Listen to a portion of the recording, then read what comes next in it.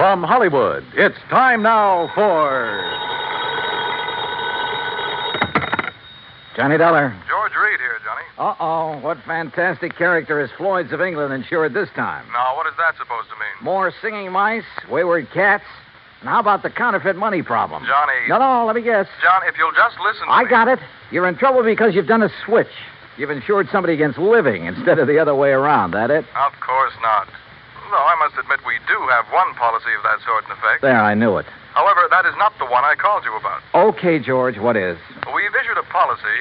Well, I guess it is a little unusual at that. I fear the worst, but go on. Well, it's on a small brewery over near... Brewery?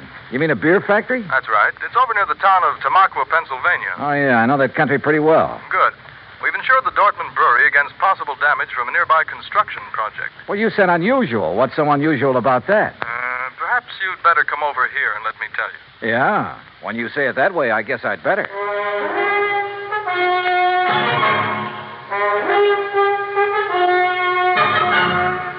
Bob Bailey in the exciting adventures of the man with the action-packed expense account. America's fabulous freelance insurance investigator. Yours truly, Johnny Dollar. And now, Act One of yours truly, Johnny Dollar.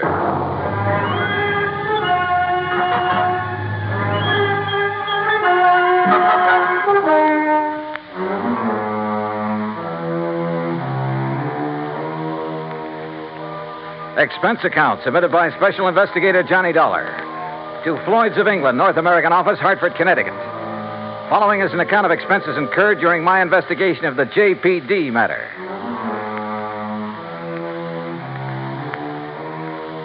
Expense account item 1, $1.10, taxi from my apartment to George Reed's office, where he promptly dragged me over to a large map tacked to one of the walls. Here it is, Johnny, between the towns of Tamaqua and Frackville, Pennsylvania. On a little river that's called Pinxatawney Creek. Old Indian name, I believe. Uh-huh. The Dortmund Brewery is just about here. Yeah. Well, okay, I'll rent a car in New York and drive over there. Now, wait. By making a couple of train changes, you can get most of the way over there by rail. Anything to save the company a buck, is that it? Why not? When that freewheeling expense account of yours gets into operation. Okay. What's the face value of the policy? Coverage for the whole plant, $820,000. Wow-wee. So I'll rent a car in New York. All right. Now, as I told you, we've insured the Dortmund Brewery against possible damage from the building of a plant right next to it. What kind of a plant? Competition. Another brewery. Oh, I see. Possible malicious damage. Is that what they're thinking of? That's what JP seems to be worried about. JP? JP Dortmund. Owner, manager, president, brewmeister, and anything else you can think of. Has anything happened yet? No, but I want you to go there and be sure that nothing does. Is this JP my contact? Yes. Okay, George, I'm on my way.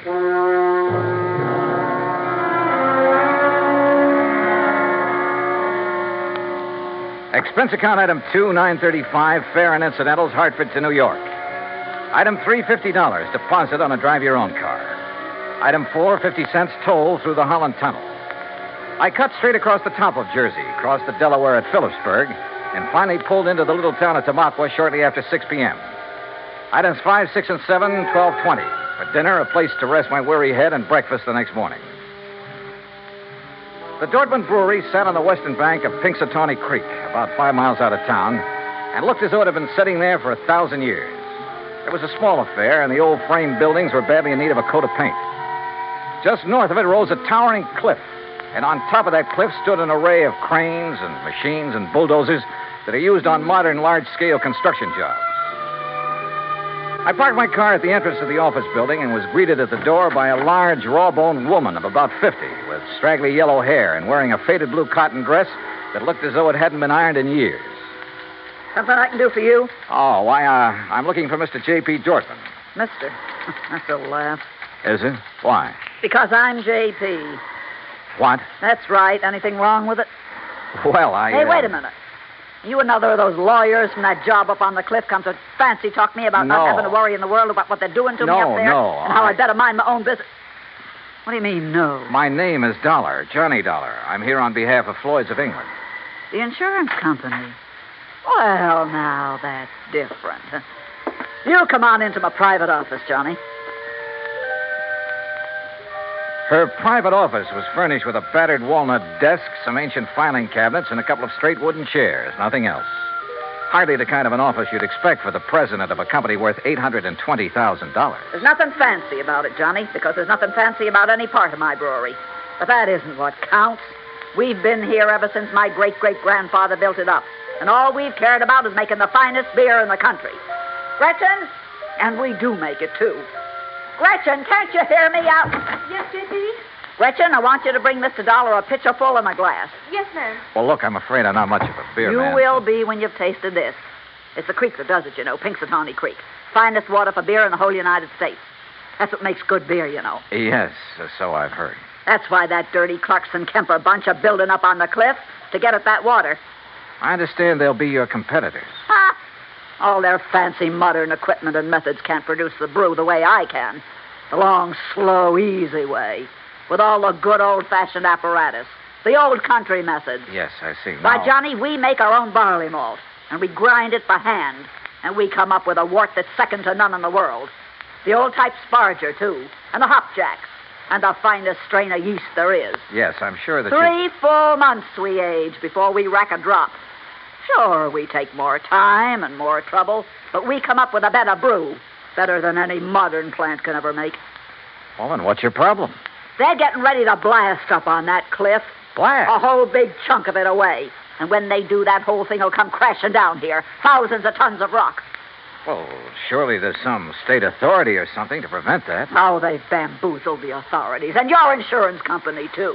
They'll say it was an accident, a miscalculation. And when that rock comes crashing down here, it'll wreck this whole plant of mine. Well, you do have insurance, remember? It'll wreck all my fine old equipment that can never again be replaced because there are no such things anymore. Well, when's all this blasting supposed to take place? Who knows? Tonight, tomorrow, next week. Who knows? That soon? Yeah. So, Johnny, if there's anything you can do, you'd better do it now. What's insurance money if I have to lose this for it?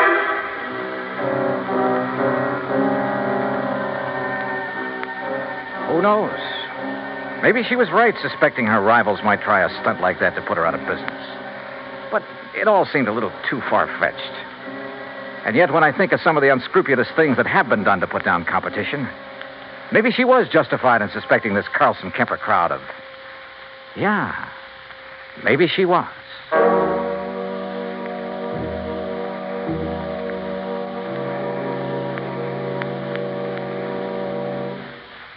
Act Two of yours truly, Johnny Dollar, in a moment. And now, Act Two of yours truly, Johnny Dollar, and the JPD matter. If J.P. Dortmund was right, if there was the least possibility she was right in her suspicion that Carlson Kemper would blast thousands of tons of rock down on a little plant in order to put her out of business, well, there was only one thing to do. I got back into my car and drove by a roundabout way up to the top of the cliff overlooking the Dortmund Brewery. There in the middle of the vast array of heavy construction equipment, giant cranes, trucks, huge cement mixers, and so on, I found the main construction shack. And by a stroke of luck, one of the partners in the proposed new brewery, Mr. James Carlson. That crazy old lady's being absurd, Mr. Dollar. If you really want the truth, well, I think she'd welcome our smashing that antiquated brewery of hers out of existence. Is that what you plan to do, Mr. Carlson? Can you be serious? By blasting a few tons of rock off the face of the cliff into the river? Or a few thousand tons? Or a few thousand tons. Won't do that place of hers a bit of harm. You're sure? Of course I'm sure. Only thing I'm not sure of is why she stays in business. What do you mean by that? Well, she can't be making any money. The methods she uses were out of date in this country 50 years ago. The product's good, sure. But today, you've got to snowball. Did you know, Dollar, that out of the goodness of my heart, I offer to take that crummy plant of hers off her hands? Or because her location is better down next to the water supply? Oh, partly, sure. I offered her nearly $500,000 for her spot. 400,000 to be exact. But no dice. She just kept bothering us, trying to get out a lot of injunctions against our building there. I assume you have the necessary permits for this blasting operation. A whole drawer full of them. Hey, look at them yourself. At the same time, appreciate the volume of red tape necessary to do anything these days. But suppose that something should go wrong, that quite by accident, the top of that cliff should drop down on J.P.'s brewery. Mr. Dollar, it's to obviate any such possibility that I called in one of the foremost blasters in the country, who, purely incidentally, is top man for one of the biggest makers of explosives in the world. You talk to him, Mr. Dollar. Maybe I will. Believe me, I can understand why you might not take my word for the safety of the operation we're about to undertake, but certainly you can't question his word. You say about to undertake. When? I believe he's planned the big blow-off for tonight. Tonight? Yeah, come on, I'll take you to him.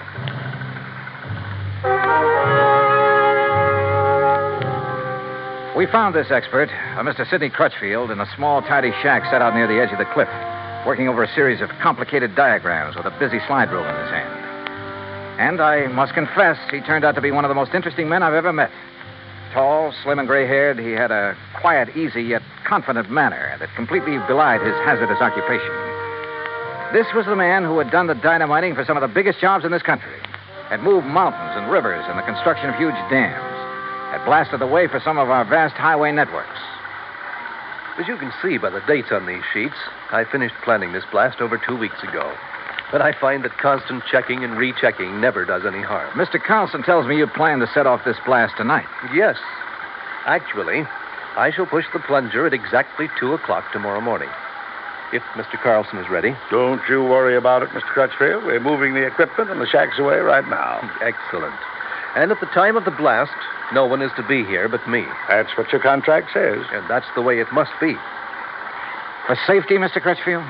Well, call it a fetish of mine. Uh-huh. And there'll be no damage to the brewery plant down below? I'll stake my reputation on it. Come, Mr. Dollar. If you like, I'll show you how I've made the sets for this blast. We spent the rest of the day inspecting every tunnel, shaft, and drill hole into which the explosives have been packed and fused. And the artistry of this man was evident from the word go. By 6 p.m., all the machines and shacks and equipment had been moved back from the edge of the cliff that was to be blown off. The place was deserted, except for Mr. Crutchfield and me. And now, you must get into your car and leave, Mr. Dollar. But if there's no danger... Please. I prefer it this way. Surely you're not still concerned about the blast? To be honest about it, no. Not one bit. And I wasn't, at the moment. Yeah, this amazing man simply couldn't do anything wrong. I would have staked my life on it. But by the time I'd driven the long, curving road to the Dortmund Brewery below, had found the place not only deserted, but completely shut down, a funny little hunch began to grow in the back of my head. Even the office building was dark as far as I could see. With the help of a business card, I slipped the lock on the front door. And then I saw the thin streak of light under the door of JP's private office. I thought I heard something in there. The office was a shambles. Account books and papers scattered all over the place. A couple of cartons. The drawers of the crusty old files were open and, for the most part, empty. Somebody had been hastily packing and removing all the important papers. But why? I'm sorry, Johnny. Oh, what? Sorry. Oh! And you seemed like such a nice boy.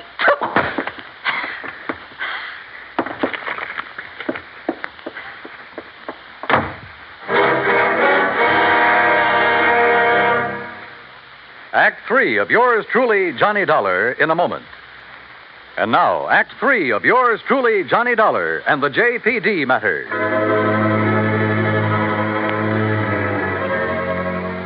When I came to in the office of the Dortmund Brewery, my head felt as though it had been split wide open. The sash weight that had been used on it lay beside me. But why had JP struck me down from behind the door where she'd been waiting for me? And why, before that, had she been hastily packing a lot of business papers, bills, and so on to take away? A couple of them still lay under me where I'd fallen. It was several minutes before I found strength enough to roll over and try to push myself to my feet. As I did so, I saw two things. One was a bill she'd overlooked in her haste to get away. A bill from Frank Line Powder Company addressed to her personally. A bill for 21 cases of dynamite and some other explosives. The other was my watch. I'd been out for hours, too many hours. For according to my watch, it was 1:52 a.m., exactly 8 minutes before the tremendous dynamite blast on the cliff above was to be set off. And suddenly I knew where, somehow, by her plan, those thousands of tons of rock would land, and not harmlessly in the river below.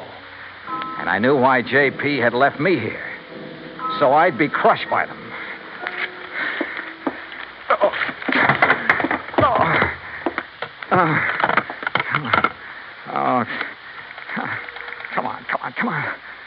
Oh, please, come on. Hello. Oh, please, hello. Operator, this is emergency. Yes, sir. Hey, look now, I'm calling from Dortmund Brewery. It's between... Yes, I know where it is, sir. There's a big construction. Carlson Kemper, that's the name. Well, sir, Up on the cliff above this sir, brewery here. I'm sorry, but those lines were disconnected late this afternoon. What? But look, surely there's some way to... Operator. I'm sorry, sir, but there's no way to ring them. Oh, no. Oh, I've got to get out. I just got to get out of here. Somehow I got to get out there and get the thing. Oh, no. Oh, please. I got to get in. I got to get in.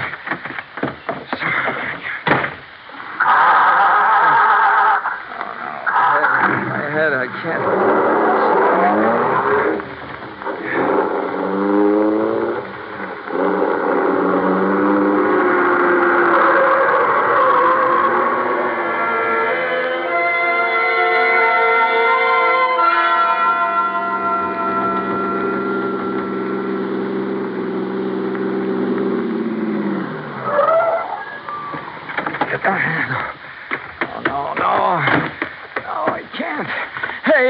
Hey, stop! Stop! Who's that? What are you Crutchfield! Stop! Dollar, Don't! what are you doing here? Don't do it! I thought I told you. I Don't was push feeling- that plunger! I'm sorry, Don't set Mr. off that Dollar. blast! That's no! exactly what I'm going to do right now. No, you're not. No. I'm sorry, Mr. Dollar. You have no right to interfere. You now stand back. hear what I said. Dollar, put down that gun. You touch that plunger, and so help me, I'll pull this Now, trigger. wait a minute. Dollar, what's the matter with you? Oh, What's happened to you, man? oh. Good heavens, man.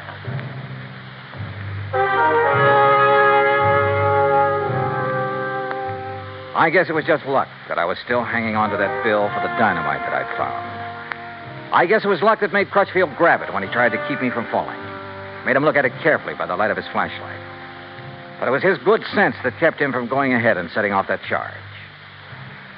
When daylight came, he found the spot on the face of the cliff where J.P. had another charge planted. It was set to go off by concussion from the blast that Crutchfield had set. It would have diverted the rock from Crutchfield's blast to smack dab on top of her little beer factory. Nobody would ever have known who'd really done it. And J.P. would have collected $820,000 insurance for it. Incidentally, when the police caught up with her, which wasn't hard, they also found the book she'd taken from her office. Yeah, J.P. Dortmund was broke. Stony. Expense account total, including a handful of doctor bills for my aching head and all the incidentals I could think of, $204.80. Yours truly, Johnny Dollar.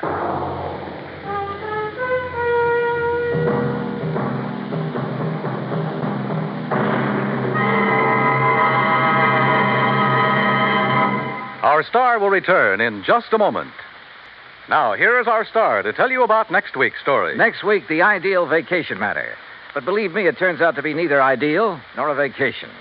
Join us, won't you? Yours truly, Johnny Dollar.